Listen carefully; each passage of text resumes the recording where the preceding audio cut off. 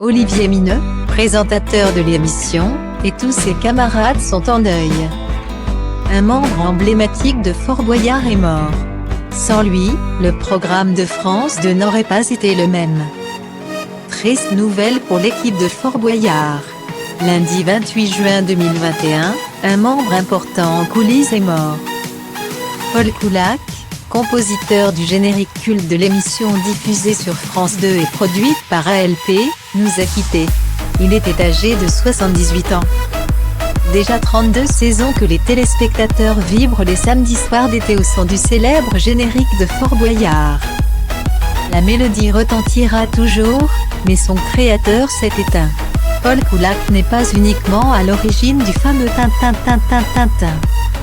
En effet, les notes des musiques d'ambiance et d'épreuve, qui se comptent à plus de 200. C'est aussi lui. Né à Saint-Chamond, Loire, en 1943, Paul Coulac est mort à Paris des suites d'une longue maladie. Comme l'ont annoncé nos confrères du Progrès.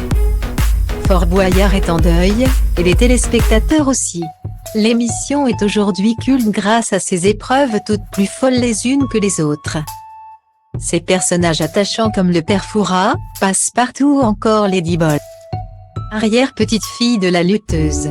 Mais Fort Boyard ne serait pas Fort Boyard sans sa bande-son reconnaissable parmi tant d'autres. Sans le savoir, Paul Coulac a contribué au succès fou du programme. Son générique est repris dans toutes les versions de Fort Boyard à travers le monde. Et il est également connu pour avoir réalisé d'autres sons de programmes célèbres.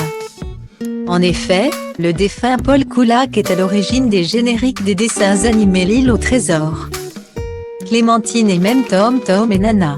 Ce n'est pas tout, le jeu La Piste de Xapatan et plusieurs bandes annonces sportives de Canal+ lui doivent aussi beaucoup.